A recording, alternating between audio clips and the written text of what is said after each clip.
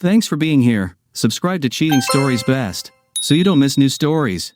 A wife dared to dance with her first love during her anniversary with her husband, and her husband's friends told the whole truth. Today's story has a similar plot. Enjoy the show! My name is Robert Benson. I was a middle manager at an engineering firm that designed and built machines for clients. I knew I probably wouldn't advance further since it was a family firm, and I wasn't part of the family. Events led to my position in the company becoming unbearable.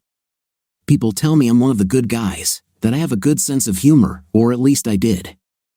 I work hard, provide well for my family, and care about other people.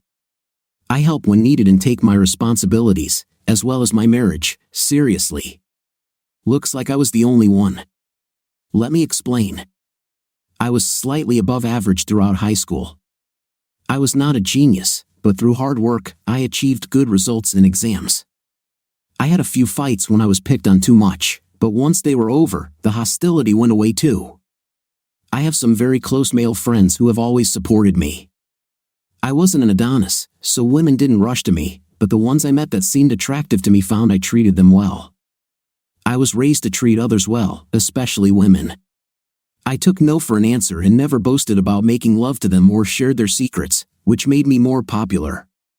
It's funny, but it was a few of these girls who helped me get through tough times when many other friends left me due to unfounded accusations.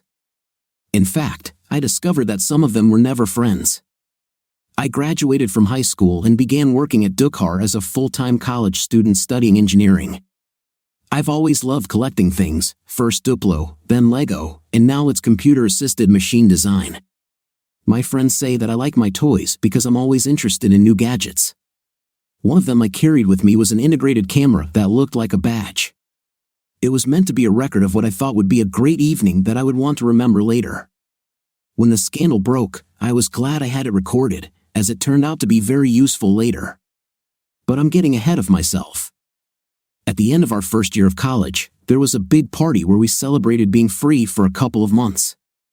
My friend Bill became very attached to a girl in the nursing program who also used some of the college and local hospital facilities. He persuaded me to come to the party to meet her friends, as if student nurses would pay attention to me, an engineer, and not to doctors.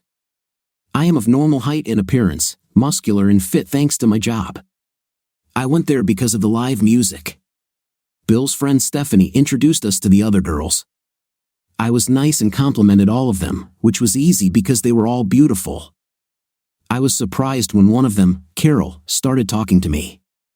We had a few drinks, danced, her legs survived, as I'm not the most coordinated dancer, and she seemed to enjoy my company, even laughing at some of my awkward jokes. Carol was beautiful, about 5 feet 5 inches, with a slender build. She kept her hair no longer than shoulder length, as it was easier for her when working with patients. I was surprised when, at the end of the evening, she suggested we meet again. I agreed. I'm not a fool. Well, what happened showed me that I was a fool, but back then, we started dating, and soon I felt emotions that I had only experienced once before. I'd had girls that I really liked, but Carol took my breath away every time I saw her. I missed her when we weren't together. My parents laughed at me, but not cruelly. They saw how happy she made me. I even started studying harder to show her that I could become someone in the future that she could respect, maybe even love. After the first time, our intimate life became very good, if not great. We often discussed our future. She wanted to become a registered nurse and felt she couldn't have children while doing that. I told her that I loved children and that having them wouldn't stop her career and might even help her, but that was unacceptable to her. I talked to my parents, who advised me to follow my heart. Mom loved Carol like the daughter she never had. My brother Dan already had one child and another on the way, so they had grandchildren. Carol was close to her sister, Carrie, and when she finished her night shifts, she had 5 to 7 days off. She went to visit Carrie 2 or 3 times a year. It was 2 hours away. She said that I worked so hard that I wouldn't miss her. It wasn't true. I missed her. I gave in to her ultimatum about the family, and we got married almost 3 years after we met, on June 16, 2009. Bill was my best man, and Stephanie was her chief bridesmaid. They were no longer a couple, as Stephanie wanted to marry a doctor. Bill liked to joke with her about the fact that she traded him for a doctor when they were dating. I agreed with him. Carol looked stunning as she walked down the aisle in an ivory satin dress, smiling at me the entire time. Our guests must have thought I was a fool because my smile never left my face. Carol finally moved into my house after the wedding. She had refused to do so before. I bought the house cheaply from my grandparents when I started earning enough for a mortgage. It needed a lot of work, but I had good hands. By the time of the wedding, I had mostly completed the necessary improvements, though there was still a lot that needed updating. There was another fight about our marriage, our bank accounts. Carol wanted to keep her own account so she wouldn't have to depend on me to spend her money. I was supposed to keep mine, and we would open a joint account and invest money, depending on our earnings, to pay for utilities, vacations, and so on. I lost that argument too. The first few years were good, if not great. The nursing course had meetings, and I was able to attend most of them, though I missed a few because of business trips. To be honest, I felt like an extra wheel, tolerable, almost a joke. At first, Stephanie was always there since she was Carol's best friend. Carol tried to spend most of her time with me, but she also danced with a few doctors. I didn't see anything wrong with that. I became friends with several husbands because we shared an interest in golf. I managed to get my handicap down to 6 and was persuaded to compete with them. Other times, we went on golf weekends, some of them during meetings or when Carol was returning from night shifts. She still went to see her sister, which annoyed me. She tried to do everything before she left so that I wouldn't miss her. Carol rarely spoke about her work or ambitions. She seemed happy to be an ordinary nurse. If I asked, she said she didn't want the responsibility and lack of interaction with patients if she got promoted. Carol and I planned our social life mainly around her friends.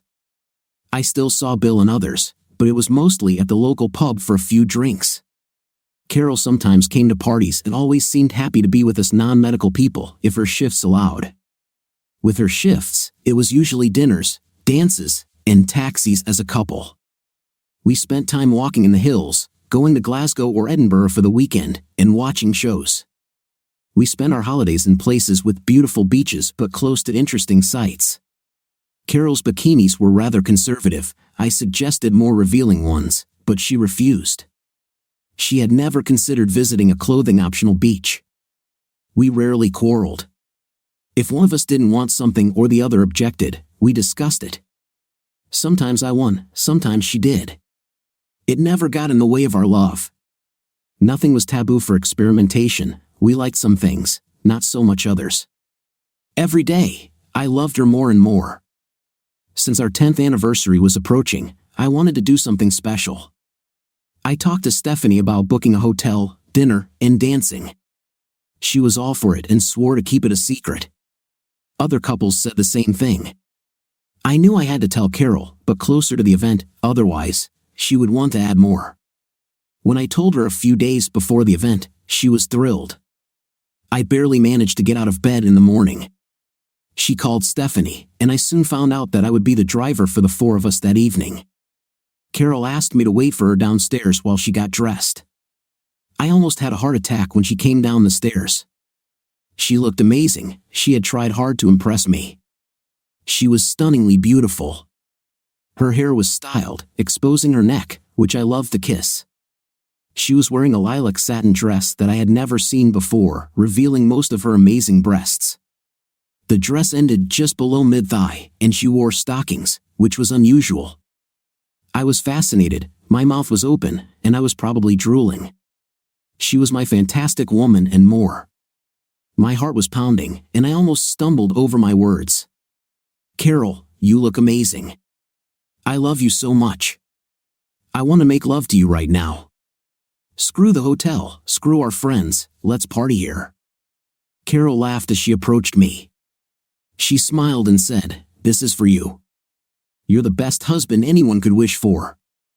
I will tease you all night. I will dance only with you. When we get back to the room, I will rock your world like never before." I was so shocked. Her words showed that she thought about me the same way I thought about her. In the car on the way to Stephanie's, Carol played with my hand and smiled at me a lot.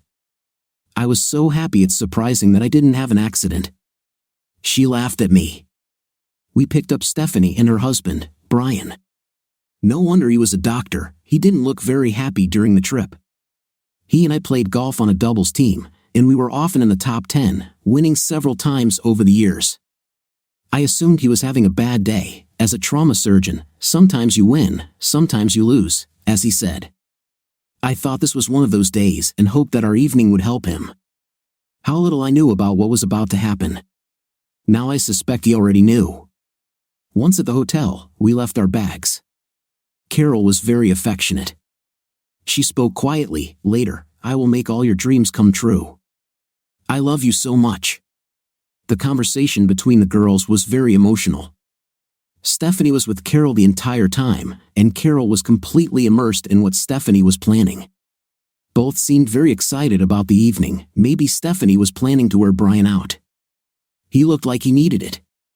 Brian and I were discussing an upcoming golf competition we were planning to participate in. Well, we had to defend the title. Mark and Grant played for fun, saying their jobs were stressful enough without competing. I think the real reason was that their wives, Sarah and Amy, were hot, and they wanted time alone with them.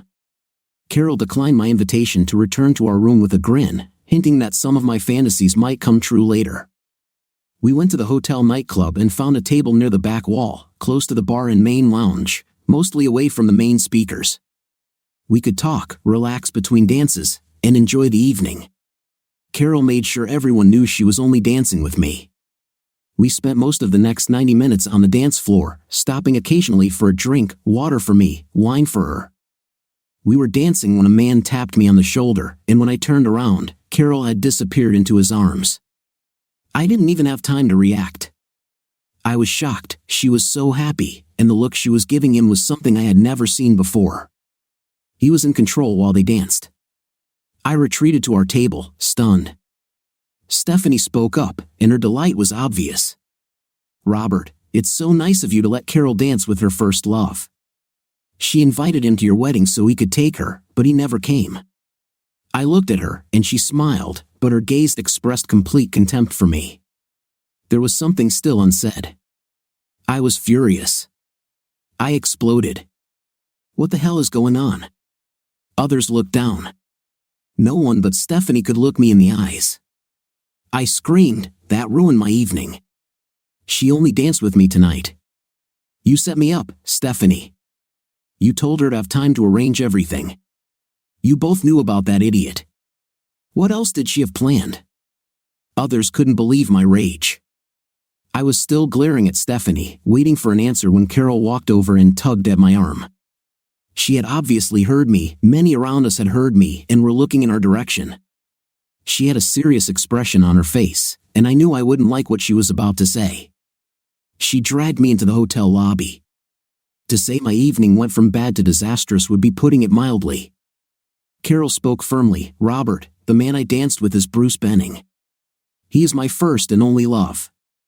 I choked, struggling for air. Carol continued, we were dating before I met you. We dated several times a year. He was studying to be a pediatric neurosurgeon, so we couldn't be together. He was happy when I found you. You are such a good person, an honorable, decent man. I love my time with you, but I always loved Bruce. He's the reason I couldn't have your children. It would have hurt you when I left and took them with me. Bruce is now the head of neurosurgery at the hospital in Leeds. I will go with him. I am sorry that you are so badly hurt, but while we were together, I gave myself to you completely so that you would never know that I loved another. If Bruce hadn't come back for me, I would be happy to be your wife forever. I was breathing deeply. My vision blurred, my head buzzed, and my heart pounded. I was looking at someone I thought I loved. I vomited involuntarily, ruining the wonderful dinner from earlier. I saw Stephanie smiling while others watched. That man Benning was walking toward us. I looked at Carol and screamed, you're an evil, lying, deceiving society girl. Give me your wedding and engagement rings, or I'll rip your finger off and take them. The others looked shocked at my outburst. It was so uncharacteristic of me, but so were the events unfolding in front of me. Benning came closer. I turned to him and said, stay away, or I'll make sure you never use your hands again, you an idiot. He stopped, surprised by my threat, and looked at the others as if seeking support. You slept with my wife. You demand that she humiliate me, and these so-called friends are happy about it. All of you are dirty, low scum. How many of you cheat? How many marriages do you want to destroy for your pleasure? Women of easy virtue are more decent than any of you. I turned back to Carol, my anger crystal clear. I screamed, rings. My temporal arteries were visibly throbbing. I looked at her with fury I had never felt before. I wanted to wring her neck until it snapped. I saw the fear on her face when she realized the danger she was in. She took off the rings and cried, but I didn't care. I grabbed them and went to our room. I collected my things, gave the room key to the administrator, who had seen our exchange, and said, "This woman of easy virtue will pay for the room." Looking back, I'm ashamed that I didn't apologize for throwing up in their lobby. At least it wasn't on the carpet. It's unlikely that I will ever come back here again. I went home, my thoughts were everywhere, I don't even remember the trip itself. When I returned home, I became calmer. I don't know how I managed to calm down, but I knew I had to act. I went to the garage and turned off the automatic gate because she might have the remote control. I grabbed a box of trash bags and headed to our bedroom.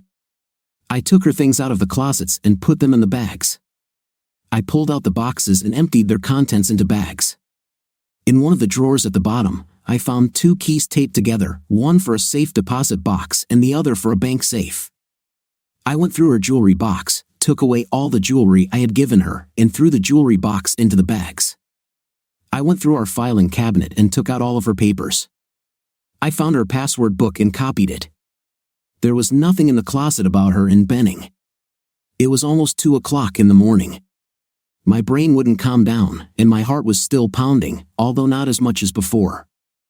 I checked online to see if I could figure out where the storage unit was, since there were 3 in town, all of which were available around the clock. I found the one I was looking for because they had a key pictured on their homepage. I took latex gloves to avoid leaving fingerprints. What I found caused me pain in ways I could never have imagined. I thought I knew what pain was, but this tore my soul apart and shattered it into pieces many times over. I went back to the car and grabbed the camera I use for work to take pictures of everything inside. I documented everything, and I mean everything.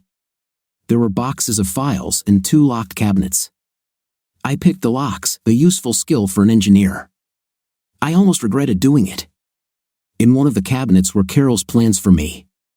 I couldn't believe my eyes. Who the hell was she? The other cabinet contained Benning's files.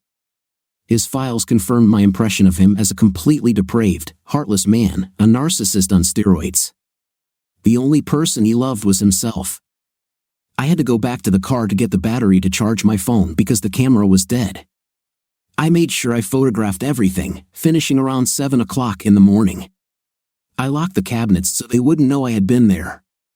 Then, I went to a cafe and had breakfast, my mind reeling from what I had discovered. Carol's parents had insisted on a prenuptial agreement to protect their daughter, but from what I found, Carol was not planning to accept the terms of the prenuptial agreement and take her 10%. No doubt this was on Benning's instructions.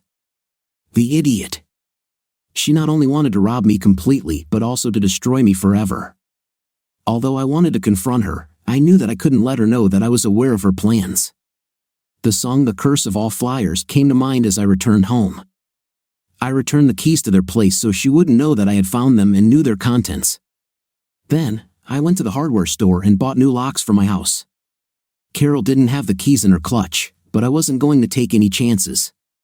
My next stop was the bank, where I checked out the strange safe deposit box I didn't know about. It contained bonds in her name only. I photographed them again.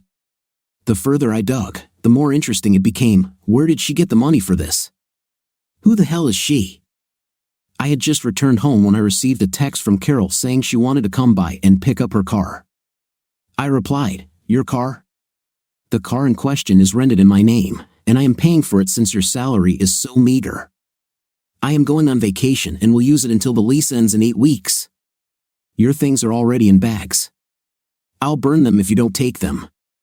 I'm going to buy straw to stuff your wedding dress and burn it, pretending it's you. The door locks and alarm code have been changed. Don't bring that man, he won't like it." A few minutes later, her sister called, screaming at me. I ended the call and blocked her number. I didn't actually intend to burn her wedding dress, but her reaction confirmed how important it was to her. The picture of her marrying Benning in that dress came into my head. I took it to the fire and set it on fire. It was beautiful, just like how I now thought about our marriage. Both were reduced to ashes.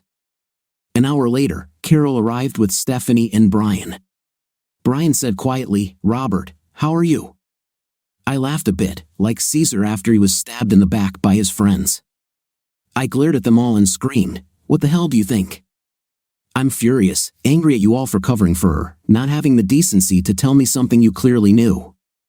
Basically, I'm angry at myself for believing this woman." Carol was unhappy when I called her a woman of easy virtue. She seemed to think that I should act normal around her. "Robert, I know you're suffering, but this is so unlike you. You ruined the negligee I was going to wear for Bruce. That wasn't necessary. I'll get my things, and when I'm done, I'll leave you alone. I know I hurt you a lot, but I've always loved Bruce. You will be happier with someone who will love you and give you children.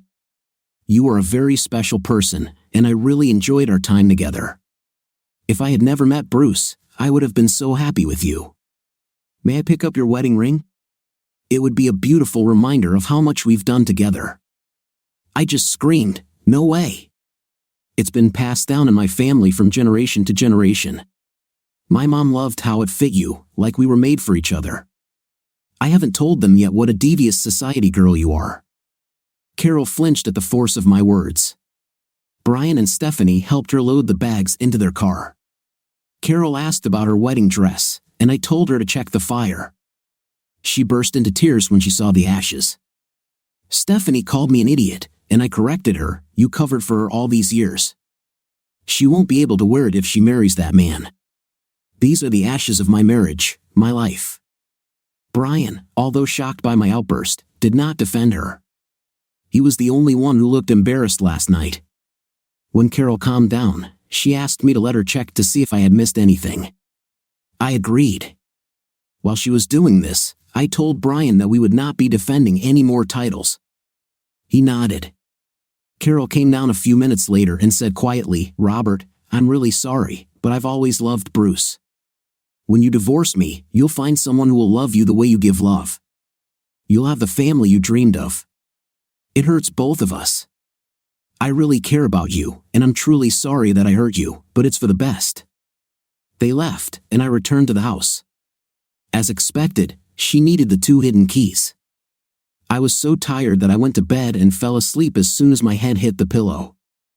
I was woken up by a call from my mother. Before I could say a word, she began, "Robert, I never thought you would lay a hand on a woman, but Carol showed US photographs of her injuries. She explained why she left you." I was furious and could not restrain myself. "Mom, you've been deceived, just like I've been deceived for the last 13 years. She's been sleeping with that idiot all this time. She's setting me up to keep everything. I don't know who the hell she's become. Did I ever really know her?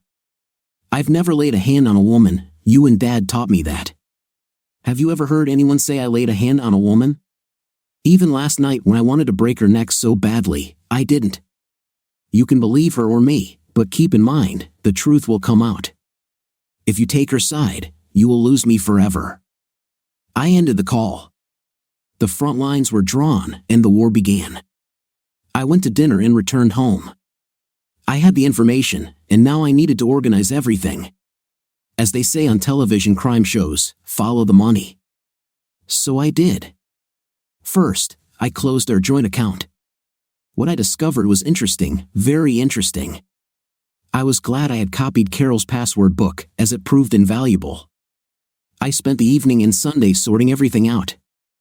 I changed all my passwords along the way. I discovered that I had been cheated on, big time. Every time she visited her sister, or I went to competitions or on vacation with so-called friends, she was sleeping with that man. I was furious, mostly at myself for being such an idiot. Why didn't I see what was happening? Why didn't I see her visits for what they were? Why didn't I suspect even one affair? What is wrong with me? How could she do this to me? On Monday morning, I came to the office early. I wanted to check my annual leave and accrued hours. Sandra from HR was always there early. She saw that I wasn't in the mood. We met once and became very close. She ended it because she's a wonderful person but was so scared of intimate that she wanted me to find someone who could meet my needs. She's still single. It's rare to hear her dating anyone. She asked, "Robert, what happened? I've never seen you so sad." I smiled an empty smile. My world collapsed. Friday was our anniversary. It was supposed to be a romantic evening.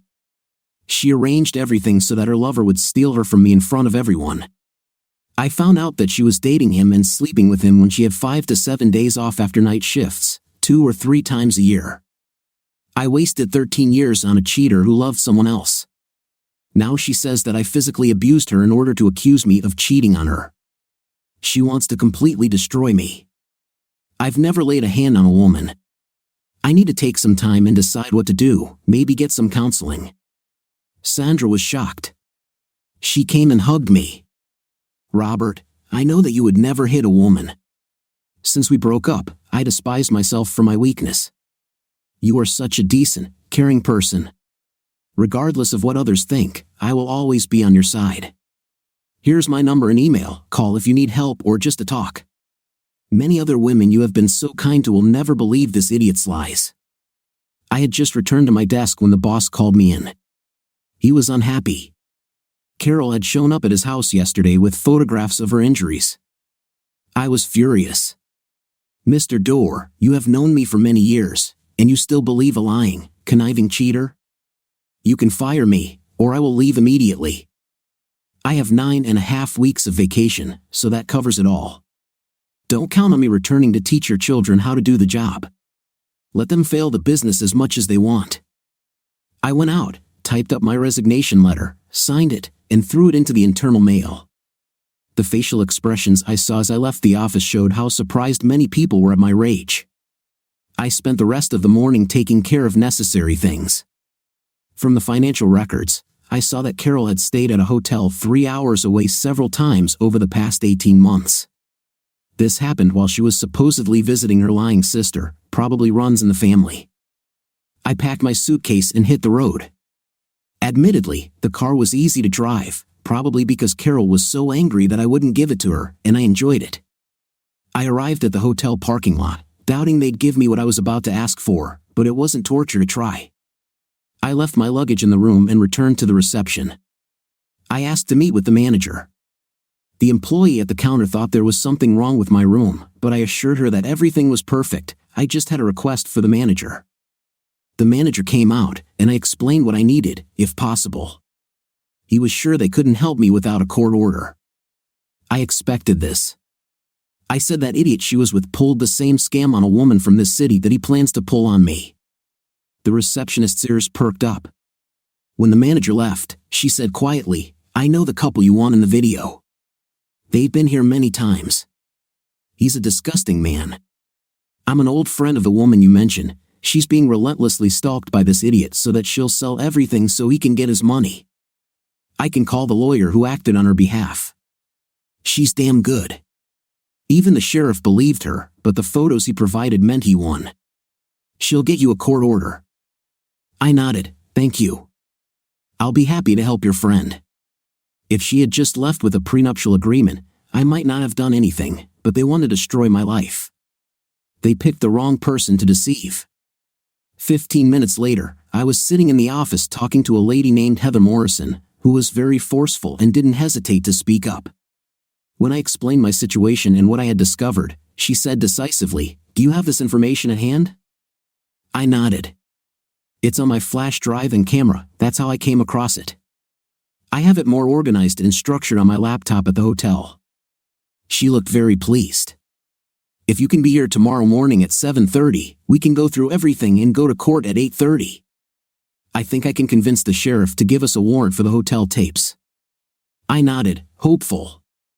From what I've seen, he usually stays at that chain of hotels. There were 3 other women he defrauded with the same scheme. I don't know how much Carol knows or how involved she is, but I'm going to fight her as best I can. I will need to find a lawyer in my city. Heather smiled. I'll be your lawyer if you want. That man will be scared out of his mind when he sees me. He'll know he's in danger of something very bad, damn bad. I told him I'd find the truth and ruin his life. He knew I was serious. I'll do it. I laughed for the first time since Friday night. I believed her. I did not lose all faith in people as I thought. I was surprised to see another man in the office when I arrived the next morning. Heather introduced him as Jim, the father of a woman named Betsy who was deceived by Benning. He was also the private investigator who would track down the remaining pieces of the puzzle. I gave Heather an SD card with all the information I had, highlighting the documents related to Betsy. Jim leaned back in his chair and took a deep breath. He said firmly, I knew the best thing to do was make the idiot disappear. I had to do it. The world would be a better place without him. Heather and I headed to court. Heather was simply talking to the clerk in the office about why she was there. I thought we needed to see the sheriff, but Heather went into detail that I felt should have been told to the sheriff, not the clerk. 15 minutes later, a man who was sitting at the back of the office came up and spoke. Janine, call Betsy and tell her not to pay that man a dime and not to sell her house. I'll take legal action on her behalf. Heather, here's your warrant. It covers every hotel in the chain. You can tell Marvin that if he hesitates, I'll put him in prison. He left, and I was shocked. Heather laughed at my expression. Sheriff Griffiths is a wise old man. He believes that truth is more important than law. Let's go to the hotel and put Marvin in his place. Marvin, the manager, wanted to talk to his boss, but Heather scared him so much that he gave up. The head of security was called and received the warrant. I may be overly meticulous, but I had every date Carol went to her sister's during our entire marriage. We reviewed the records for those dates and the names they registered under, Mr. and Mrs. T.R. Spinning. Soon, we had videos of the two of them at dinners and going into the room. We found another 26 reservations at various chain hotels, but no records older than 18 months. Heather was very pleased. I commented on one particular video that Heather liked. She took some notes, and the manager said that all documents and videos would be processed and delivered to her. Heather and I went to her office, where she began, Robert, I've been thinking about it. We need them to start divorce proceedings. If you file for divorce on the grounds of infidelity, they will respond with spousal abuse charges using those photos. They'll speak after us, making it harder to catch their lies. You told her you were going on vacation, let them submit first. They will have to provide their evidence, and we will break down their stories. The other women you mentioned could help us destroy this man for you. I'll find Samantha Weissman and discover her role. I'll organize all the financial matters and information. I nodded. I need a break. I don't know what to feel. I really want to break his arms so he can never do this again. I'll be gone for a few weeks and then I'll have to find a job if anyone wants to hire a husband who allegedly beat his wife, even if the accusation is false. I'm not a football star. In fact, discovering that idiot's deception with those women helped me.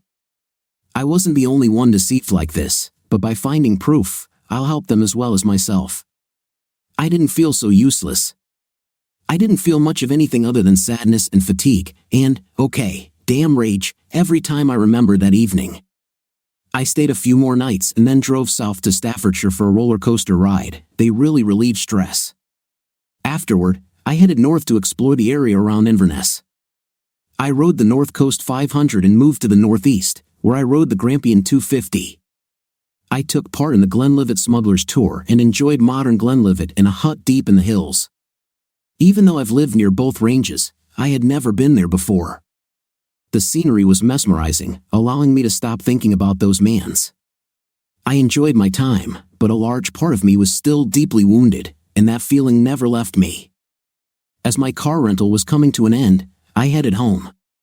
When I arrived, I was surprised the lawn and garden were well maintained. I had expected them to turn into a savanna. My neighbor Gordon came out when he saw me. He smiled, the man is back.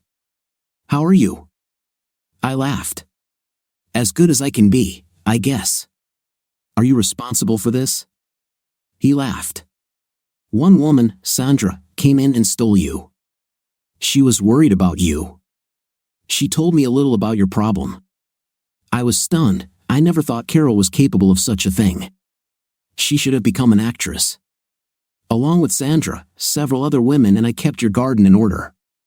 I'm not sure everything survived, though. Some official people have been coming by the last few days. Don't be surprised if they knock on your door. I thanked him. I need to go get some groceries. When I get back, come over for a beer or two. I shook my head. A few weeks after leaving, I called Sandra. We've talked several times a week since then, but she never mentioned it. She made me talk about my feelings and listen quietly when I cried. I need to do something to thank her. Gordon and I were chatting on the terrace when the doorbell rang. I opened it, and the courier handed me the divorce papers, grinning. I smiled and told him, I hope the judge hates liars in his court. I called Heather, who asked me to scan the documents and email them to her. She will handle all legal responses. She sounded very pleased but didn't explain why. When I asked, she said, the less you know, the less you may inadvertently say to others. 7 weeks later, I was waiting for Heather outside the courthouse for her divorce hearing. Jim was with her. He was very happy and just hugged me when we entered the court. I sat next to Heather, and behind me were Sandra, Josie, Michaela, Gordon, Bill, and a few other friends who were supporting me. My brother Dan called me several times and encouraged me. He couldn't come because of work. He had a conflict with our parents because they believed Carol and not me. I wasn't surprised to see her medical colleagues, Stephanie and Amy, supporting her. Benning was there next to Carol, grinning like an absolute idiot. He lost his cool when Heather and Jim entered. I think Jim had a plan for him if this court didn't deal with him. My parents were also there for her. I ignored their looks and didn't look at Carol when she looked at me. Bill described her as a powerfully dressed woman of easy virtue. His comment was not quiet. I can imagine the looks she and Stephanie gave him. Carol's lawyer, Ms. Johnston, began the process. She looked very confident. My client wants to annul a prenuptial agreement that would have limited her to just 10% of the value of their joint assets. Although she admits to committing adultery, this was only after she had endured physical abuse at the hands of Robert Benson for almost their entire life together. She wants a divorce based on spousal abuse and a division of property in her favor. These documents show the assets of the marriage at the time of their separation. She gave a copy to Heather, and the court clerk handed it to the judge. Heather couldn't help but laugh, and the judge seemed surprised that they had to exchange documents. Heather stood up. My lord, due to Carol Benson's actions, there was no opportunity for mediation until today. I'm sure you'll understand why when the evidence is presented. Miss Johnston and I have spoken little about the evidence that will be presented. She wants, with the consent of the court, to present all the evidence against Mr. Benson before I re-examine the witnesses. I agree to this, provided that I have a judicial oath allowing me to re-examine these witnesses afterward. Without this, I will interrogate them as they appear. The judge pondered for several minutes. This is highly unusual.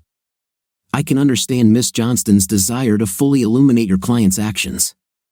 I will agree and allow you to cross-examine the witnesses after Miss Johnston's examination has concluded. Heather continued her opening statement. My client wants the prenuptial agreement to be enforced in its entirety and for the court to consider reducing any settlement for the plaintiff due to her willful perjury, which, in addition to attempting to avoid responsibility for her adultery, was intended to destroy his reputation, his character, and his future. She planned her deceptions with the intention of bankrupting a decent, caring man, nothing like her and her lover, a pair of insidious liars. Moreover, we are demanding alimony from Carol Benson, since my client lost his job because of her lies. This lie cost him many friends and relationships, including with his parents, with whom he was very close. There has never been any spousal abuse, and we will prove it. Heather sat down, smiling. She was going for the kill. Carol took the witness stand. I felt her gaze on me, but I looked straight ahead, never looking at her. Her attorney walked her through meeting me, our early years of marriage, and when I supposedly began to become violent. Carol explained, with tears in her eyes, Robert didn't like the fact that I worked nights. I'm sure he thought I was sleeping with doctors every night. His anger grew, and he started punching me in the face. I used makeup to hide it at work. I went to my sister's to let the bruises heal before returning to day shifts. He was fine until the next night cycle, and it all started again. My sister kept trying to convince me to leave him. She took pictures of some of the beatings, saying that I would need them for a divorce.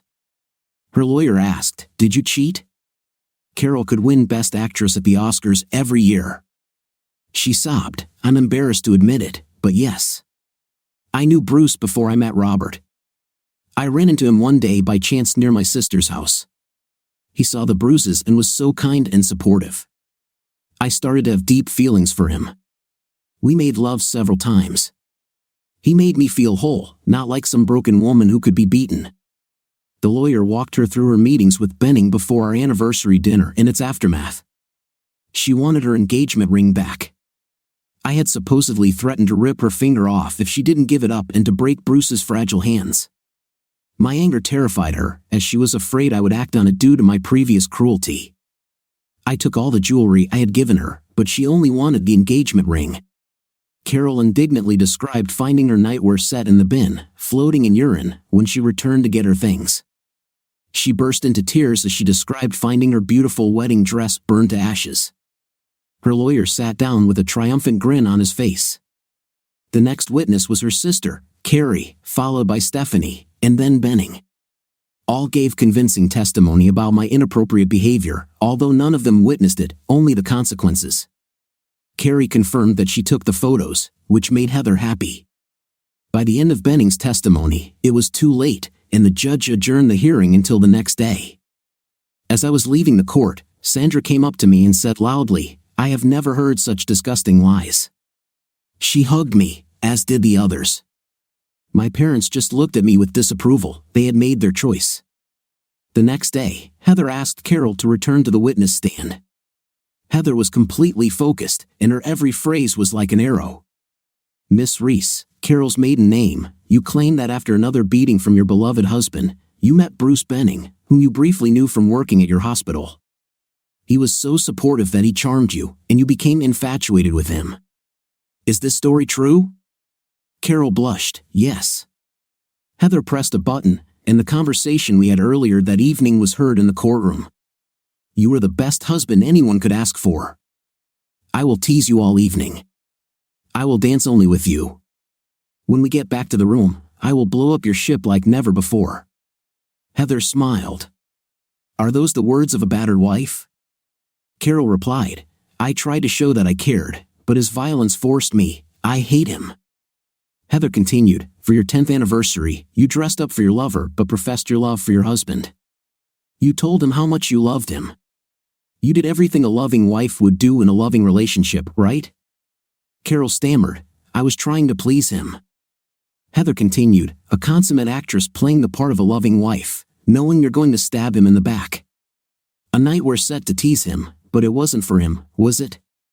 Carol said quietly, wearily, "Yes." Heather was adamant. "You and your longtime lover decided to humiliate Mr. Benson, whose only mistake was that he loved a cheater."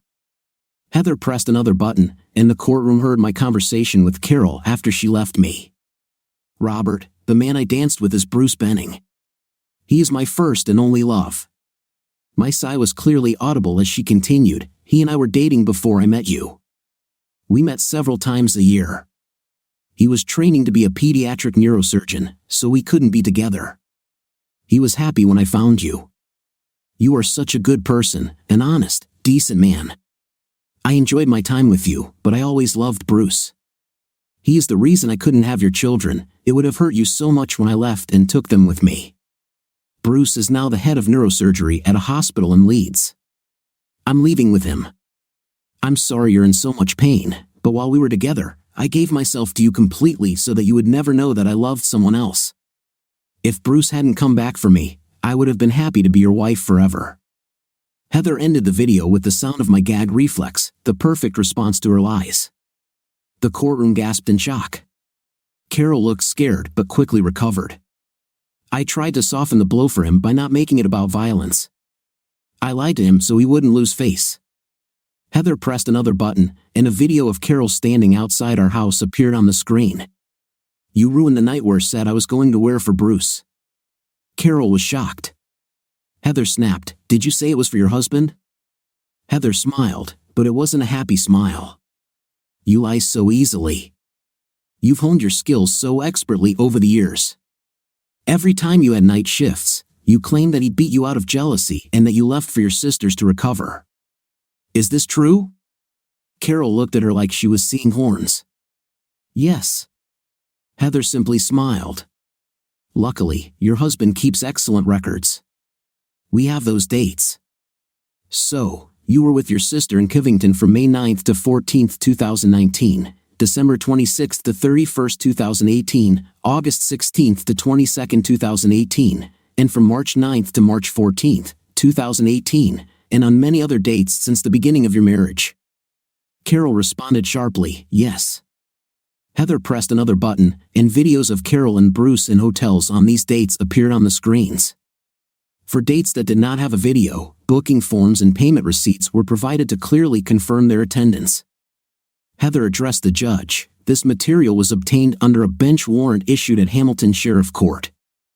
"I have attached it to the documents and records that I provide to your clerk and Miss Johnston." Heather turned to Carol, who turned white. "It's remarkable, isn't it, that there is not a single sign of bruises? Almost as if they never existed. It seems that you, Miss Reese, and Mr. Benning loved these hotels and were there every time you claimed that you were going to see your sister.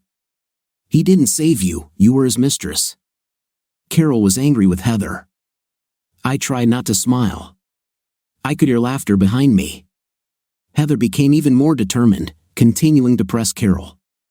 "Now, let's look at these financial fantasies that you presented to the court.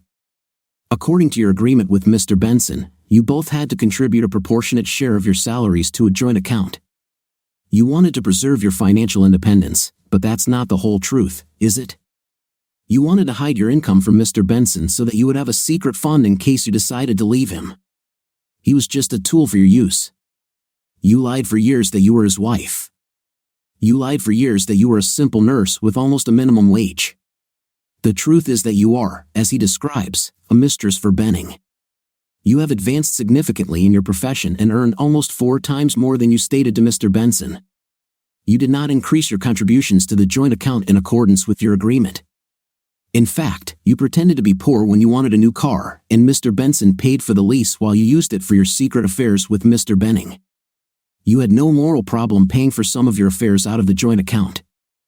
Heather pressed another button, and Carol's bank statements appeared on the screen.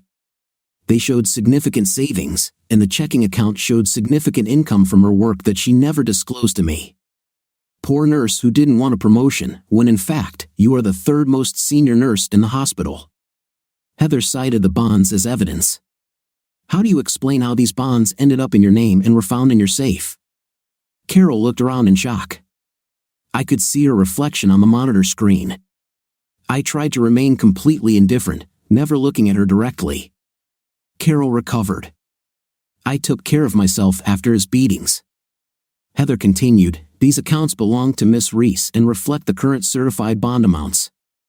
She handed the document to the court clerk and Miss Johnston, who was no longer smiling. Heather smiled benevolently. I knew she was ready for the final blow. "You want your wedding ring back.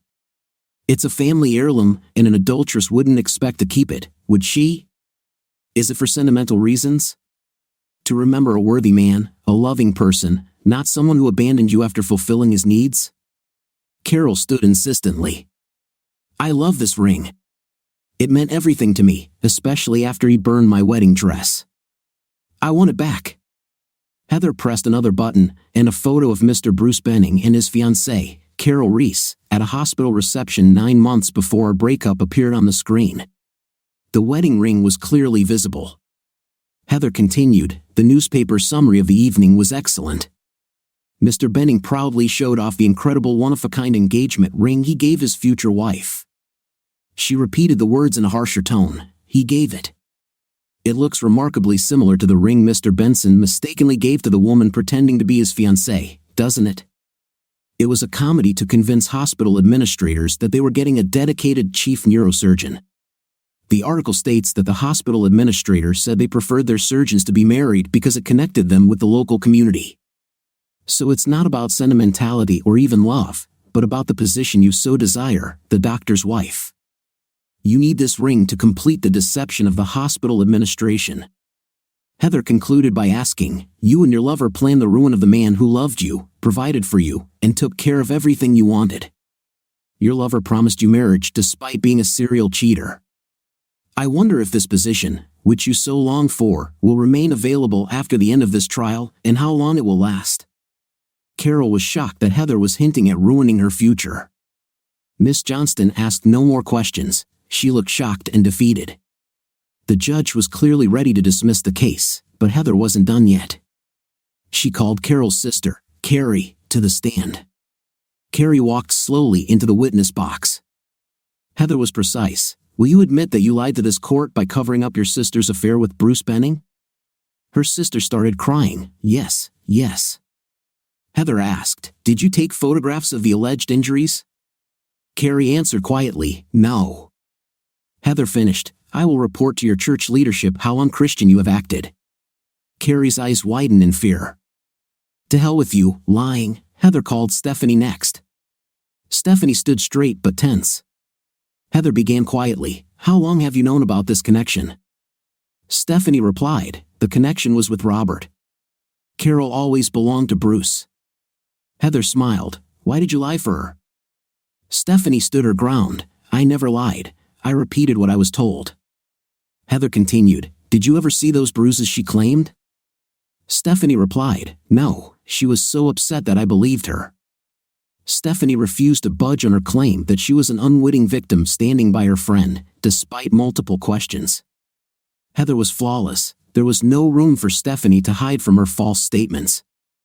Later, Heather finally asked, do you know how to tell the truth? How many boyfriends have you had? Are you planning to pull the same trick on your husband when someone better comes along? Stephanie was shocked, I love my husband, I would never do that. Heather pressed a button, and a video appeared on the screen showing Stephanie leaving the room with Amy's husband, Grant, and meeting up with Carol and Bruce. Stephanie sat down on the bench before collapsing. Amy screamed from the gallery, you're damned, and ran out of the hall. I'm guessing it won't be long before Brian and Grant find out what happened. Heather asked the judge, may I ask permission to call one more witness before cross-examining Bruce Benning? The testimony of this witness will make everything clear to the court. The judge agreed. I later learned from Bill that Benning seemed to have a heart attack when Heather said the name Samantha Weissman. A woman I had never seen before took the witness stand. She was the perfect advertisement for makeup. She looked flawless. Heather smiled. Miss Weissman, what is your job? Samantha replied, I'm a set designer and work in theater, film, and television. I can create textural effects or use makeup to create the experience of most events. Think of street artists using chalk to create huge potholes in the road or trains coming out of walls. I can make you look like that. Heather continued, do you know Bruce Benning? Samantha answered carefully, yes, I met him when I was living in Bristol. My son, Alan, was diagnosed with a benign brain tumor, and Mr. Benning operated on him. The operation was a success. That was 8 years ago. Heather asked, how did Mr. Benning know about your skills? Samantha answered clearly, after the operation, Alan's motor skills were impaired for a while. I was helping him regain use of his arm and hand. We were playing with Play-Doh, sculpting his favorite monsters, when Mr. Bruce Benning came in. We talked, and he seemed interested. Heather asked, did this lead to something more? Samantha replied, yes. It was close to Halloween, and he asked if I could do his makeup for the party. He wanted to be the battered spouse since his friends always said he was too stressed out, like he'd never heard the joke. His reputation, he said, was undeserved as a man who would not tolerate rejection from a woman, let alone her dominating him. This was to show them that they were wrong. I did his makeup for 3 parties that year, each a slightly different shade as the bruises matured. Since then, I've done it for 3 other events a few years apart. Heather asked, besides Mr. Benning, do you know anyone else in this courtroom? Samantha looked around the room and replied, Carol and Stephanie. I did their makeup for some parties in Liverpool last year. They said their husbands never laid a hand on them, but they wanted to see how their friends would react. Heather pressed another button, and images of Carol and Stephanie appeared. These photos were likely copies of Samantha's work, as they showed the entire process. Both had no visible marks before starting. When Samantha finished, I would have believed that Carol had been beaten. She's phenomenally good at it. I almost jumped with delight when I realized that the photos of Carol were the same ones she had shown in court. Heather concluded, so all these photos show your work and not a single actual physical injury. Samantha said, they were immaculate when they arrived, they looked beat up when they left. Heather asked simply, did you know what your creations were really intended for? To discredit and frame their husbands for assault and for Benning to sue women who rejected his advances? Samantha was shocked. No, I would never do that. If I had known, I would have contacted them and offered to tell the truth. Heather said, thank you. Miss Johnston had no questions and looked shocked and defeated. The sheriff was clearly ready to close the case, but Heather wasn't done yet. She called Bruce Benning to the stand. As Benning took the witness stand, two men entered the courtroom. They only looked at him. Benning didn't look too pleased. I didn't take my eyes off him. I wanted to watch Heather rip him to shreds. My cruel smile showed how much I was looking forward to this. Heather began, Mr. Benning, you had an adulterous affair with Miss Reese before she married Mr. Benson, didn't you? Benning's arrogance showed as he replied, no, I just came to her aid. Heather walked him through all his lies, and his arrogance made me shudder. He loved to talk about his achievements at every opportunity. As Heather tightened the noose around his neck, she opened the hatch. Heather smiled, you stated yesterday that you only recently became intimate with Miss Reese after her husband beat her. However, today I showed the court a 10-year history of your meetings in hotels, meetings that lasted several days. She laughed at his attempts to engage with her love. Benning was furious. No, we only recently became close. Heather continued, many of these hotels have received complaints about noise coming from your room while you were having a night. Are your hotel neighbors lying? Benning stared at Heather as she presented numerous complaints.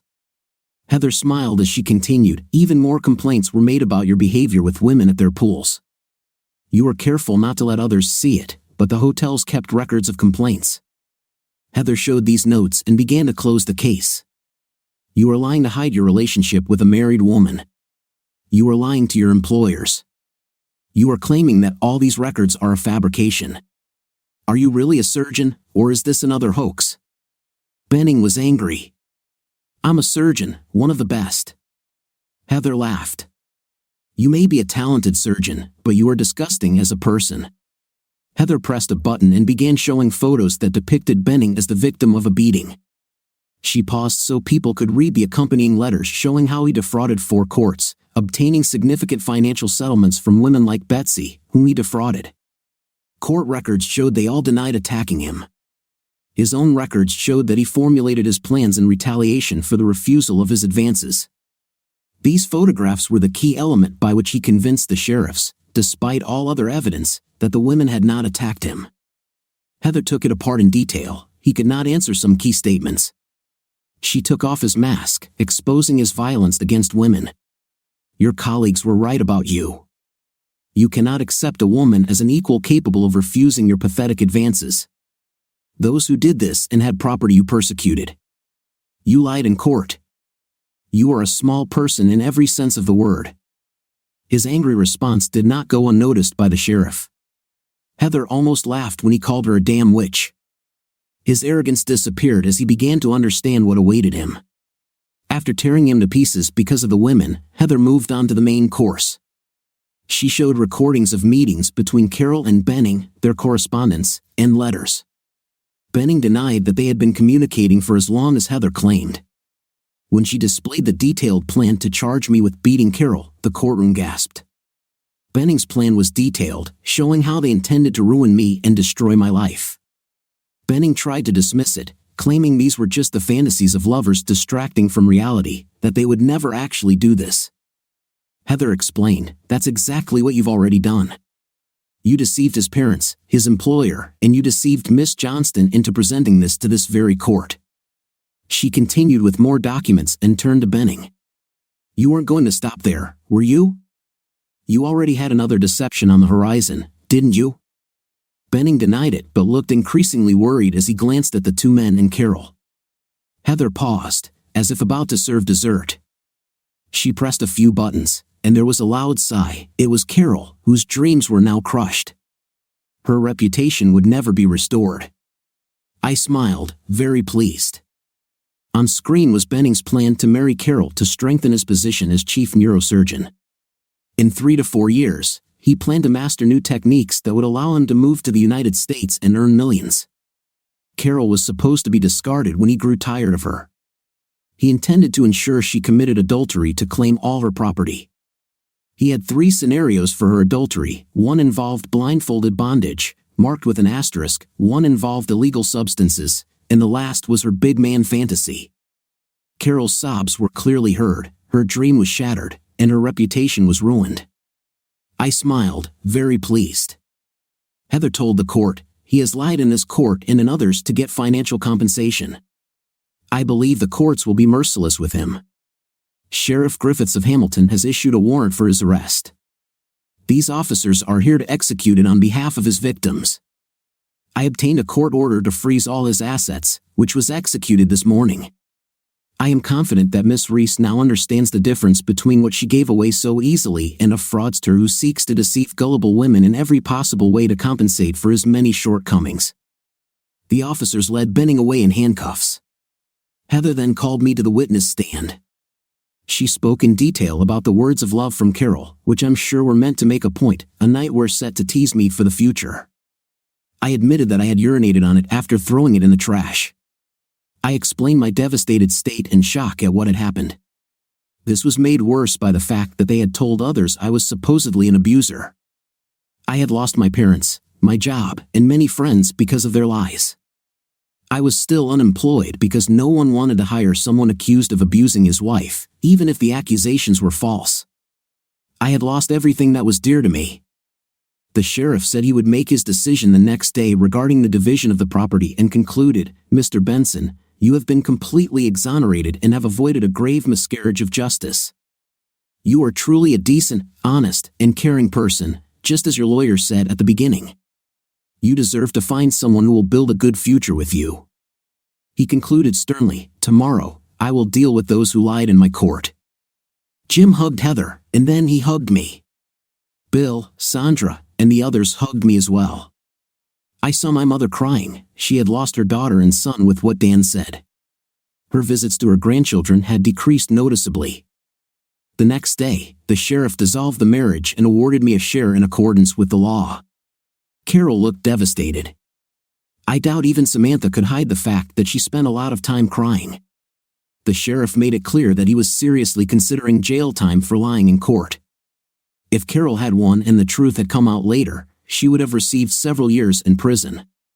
He fined her £5,000 and gave her a suspended sentence of 3 months. In addition, he ruled that she must pay my legal fees in full within 1 month, otherwise, the suspended sentence would be replaced with actual imprisonment. Carrie and Stephanie were fined £1,000 each, which they had to pay within 30 days.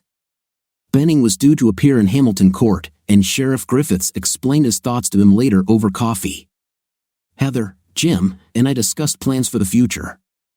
Heather was going to involve the General Medical Council and try to remove Benning from the medical register.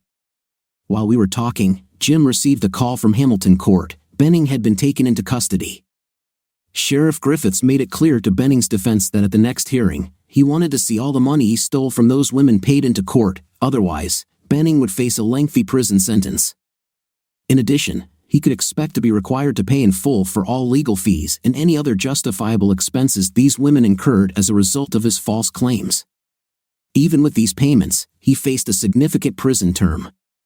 Heather also planned to appeal to the General Nursing Council regarding Carol's behavior, which was despicable for someone in such a senior nursing position. She knew she probably wouldn't be successful since it wasn't related to Carol's professional work, unlike Benning's situation, but it would make employers think twice about hiring her. I was looking for a job because I didn't want anything to do with Carol anymore. Heather advised me to accept child support until I found a job. I was shocked when Jim quietly said, "Take some time with Sandra." For some reason, you seem to like her. Every time I talked to her, she seemed sweet and caring. Maybe you can help each other since she said she can't be what you want, whatever that means. I'll only say this once, after what you've been through, see a counselor. Despite your cheerful attitude, you have a lot of pain. You're not fooling us. A counselor can help you find yourself, live life, and find happiness. You deserve it. Heather and I have seen a lot over the years, but your story is worthy of books and movies. You are truly a good, honest, and worthy person. Get some therapy to get yourself back. Apply yourself and build a good life. As we said our goodbyes, Heather's last words made me laugh. If you think the sheriff went easy on her by not putting her in jail, he didn't. My bill would be about $24,000. Your rate would be much lower since you helped Betsy a lot, but she won't know about it. Dan stopped by after work and was very happy for me. I looked tired because the newborn hadn't allowed me to sleep. They decided to have a third child because Dan wanted a son, and now they have it. Our parents haven't seen him yet. He offered me a job on the night shift, but I refused because I didn't have much experience in that area. He hugged me and said, "You will find someone who will be faithful to you. You will have the family you dream of, at least before your first toxic diaper." He laughed as he walked away. Sandra, Josie, Michaela, Gordon, Bill, and others came later to celebrate with me. It was so much fun. Josie surprised me by asking me to dance. She smiled, pulling me closer. Give Sandra a chance. She's always felt connected to you. You'll be good for each other. If not, Michaela or I will hook you up. She laughed, pretending to limp as if I had stepped on her foot. Sandra was the last one left. Robert, she said, I would help you if you needed anything. I still mean it. I wish I could have been the woman you needed back then. I still have never been with a man. I wanted to make love to you so much, but I was so scared. My mother always told me such terrible stories about intim that I couldn't decide. I still can't get over these thoughts. Michaela, Josie, and the others are open to being good friends with you or more. You are too good a person to be alone. I saw how you interacted with other employees' children at work. You will be a great father. Do what you need to find that love. She kissed me tenderly and was about to leave. I gently held her hand. Sandra, I think we can help each other. Back then, I was too young and insecure about myself and women to help you. I cared about you very deeply. You were my first love. Jim said I need to see a counselor to find myself. Maybe we could both see a counselor and see what happens. You have a fear of intimate, and I have an emptiness. I don't know who I am. Sandra smiled. Robert, if we do this, it will be because I want to be with you as a partner, and perhaps a mother in the future. You deserve it. I hugged her and kissed her. She paused and said, let's try the counseling. 2 weeks later, the local newspaper featured my photo on the front page. The article explained in detail how they tried to frame me. No one doubted that I was a victim. There was no support for Carol in the comments section of the online version. Some of the comments about what should be done with her scared me. About 8 weeks later, I received a letter from Heather with copies of her letters to the General Medical Council, the General Nursing Council, and the leadership of the Cry Evangelical Church. Heather did not miss the opportunity to condemn Benning and pointed out how his actions damaged the reputation of the medical profession. She detailed his public revelations and lies in court and asked for his license to be suspended immediately. It helped that, at his third court appearance, despite having paid back over $250,000 he had defrauded from these women, Sheriff Griffiths sentenced him to 5 years in prison. Heather provided photos of Samantha Weissman's makeup process and her court testimony, which were submitted to the prosecutor. The defense received copies of this evidence before the end of the first day of the hearing. Benning admitted his guilt at the first opportunity, so he should have received a 33% reduction in his sentence.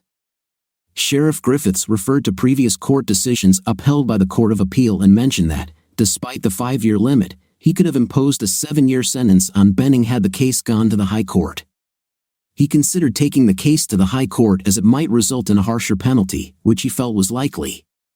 However, given the delays caused by COVID-19, he decided that this course of action would be most appropriate. In other words, challenging this decision would be risky. Because Benning was a senior medical consultant, the case became a major story, and some national newspapers picked it up. He was harshly criticized in the Sunday editions. I was asked to comment but declined, saying I was still too stunned by the betrayal to make any statement. Heather's letter to the evangelical church leadership questioned Carol's suitability for her position and future promotions. She pointed out that Carol lied under oath while holding the Bible, showing that she was covering up multiple violations of a commandment that requires congregation members to obey. Carol's position in the evangelical church hierarchy would become problematic. I doubted that her marriage would survive with her husband's zeal for piety. I found out at the golf club that Brian and Stephanie had separated, as had Amy and Grant. Sarah and Mark faced difficulties as he began to become seriously suspicious of her due to her closeness to the other three. As for Carol, I didn't care at all. She put me through hell and then was deceived by a knight in rusty armor. Karma is a cruel thing. As for Sandra and me, we had been seeing 2 counselors for over 3 months now. It was difficult, but we helped each other. At least she helped me. Sharon helped Sandra. I accompanied her but usually stayed only for sessions related to the causes of her fears. She often cried when she recounted these stories, and I hugged her tenderly. Sharon was excellent at capturing the key phrases Sandra's mother used and explaining their impact. She began giving Sandra positive affirmations and discussed how she really felt when she was with me. If the conversation turned to night relations, I usually left the room. I began to participate in these discussions when it came to fantasies. Sharon wanted Sandra to hear my thoughts as a man so she would understand that while some fantasies might be arousing, they don't have to be realized.